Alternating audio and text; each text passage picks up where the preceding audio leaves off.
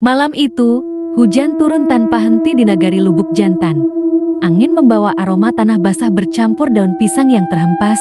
Di sebuah rumah panggung tua di pinggir sawah, seorang ibu muda bernama Rani baru saja melahirkan anak pertamanya. Bayi itu mungil, laki-laki, dan menangis pelan, seolah tahu dunia yang disambutnya bukan dunia yang damai. "Alhamdulillah, anakmu sehat, Rani," kata Mak Eni, dukun beranak yang menolong persalinannya. Tapi mata tua itu terlihat gelisah. Ia menoleh ke jendela yang berderi tertiup angin. "Tutup jendela itu rapat-rapat malam ini. Jangan biarkan ada celah sekecil apapun." Rani mengangguk, walau tak mengerti. Ia hanya tahu satu hal, bahwa malam-malam setelah kelahiran adalah waktu paling rawan bagi palasik berkeliaran.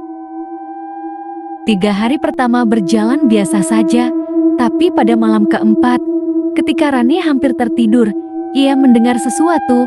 Tok, tok, tok, seperti suara benda keras mengetuk atap seng di atas kamar. Suaminya, Raffi, sudah terlelap. Namun suara itu makin jelas, berpindah dari satu sisi ke sisi lain. Kadang terdengar seperti suara langkah, kadang seperti sesuatu yang merayap. Lalu tiba-tiba ceklek, kait jendela bergerak sedikit. Meski angin di luar tak begitu kencang, Rani bangkit perlahan.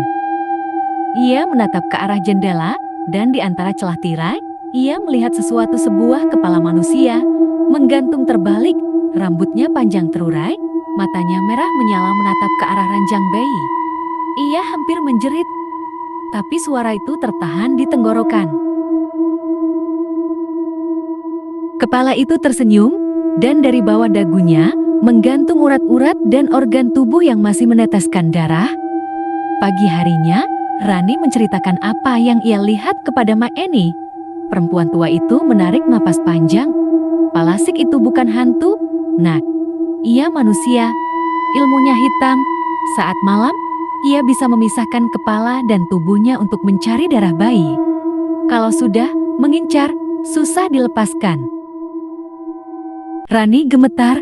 "Lalu, apa yang harus saya lakukan?" Mani membuka buntalan kainnya. Ia mengeluarkan segenggam garam, paku karat, dan potongan akar jerangau, tabur di sekeliling rumah. "Jangan tidur sebelum azan subuh. Dan kalau mendengar suara di atap, jangan menatap ke atas. Palasik tahu siapa yang berani melihatnya. Ia akan menandai." Malam berikutnya, Rani berusaha tak tidur. Ia duduk di samping ranjang bayi sambil membaca ayat kursi berulang-ulang. Tapi tepat menjelang tengah malam, angin berhenti. Tak ada suara jangkrik, tak ada apa-apa, kecuali bisikan lirih di luar jendela. "Bayi itu, milikku." Lampu minyak bergetar. Bayinya menggeliat pelan dan menangis keras. Rani memeluknya erat, berusaha menenangkan.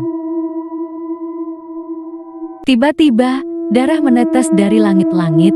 Satu tetes jatuh di wajahnya, satu lagi di pergelangan tangan bayi.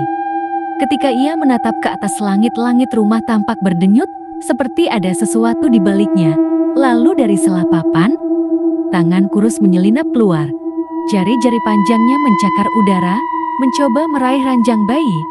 Rani berteriak sekeras mungkin, memanggil Raffi.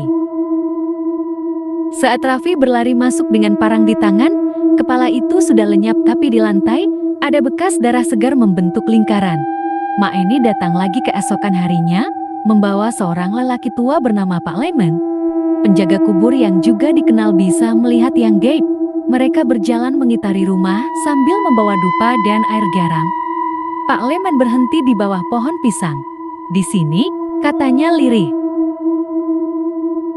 Mereka menggali sedikit tanah dan menemukan sesuatu tubuh perempuan tua tanpa kepala.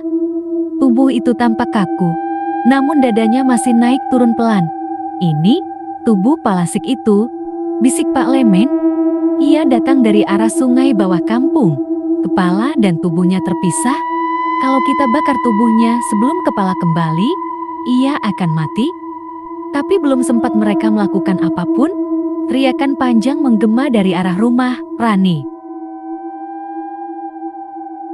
Kepala itu datang kembali, Rani berdiri di depan pintu dengan bayinya di pelukan. Kepala Palasik melayang masuk lewat jendela, rambutnya basah, matanya menatap tajam. "Serahkan dia. Anak itu untukku." Suara itu bergema seperti datang dari perut bumi. Pak Lemen menaburkan garam dan kepala itu menjerit, tubuhnya berasap. Raffi berlari ke arah tubuh yang tergeletak di luar rumah dan menyalakan api. Ketika api membakar tubuh itu, kepala Palasik menjerit makin keras, darah muncrat dari matanya. Ia berusaha kabur, tapi angin berhenti dan kepalanya terjatuh ke tanah. Dalam hitungan detik, semuanya hening, bau daging terbakar memenuhi udara. 3 bulan kemudian, kehidupan di rumah Rani kembali normal. Bayinya tumbuh sehat. Tapi setiap malam Jumat, Rani masih sering mendengar suara langkah di atap, lalu bisikan pelan. "Kau sudah menandai namaku, sekarang aku bagian dari darahmu." Suatu malam, Rani bangun karena bayinya menangis. Ia menyalakan lampu minyak, dan di bawah ranjangnya ada genangan darah segar mengalir perlahan dari bawah bantal bayinya. Di cermin kamar, terlihat bayangan seorang perempuan tua tanpa kepala, tersenyum.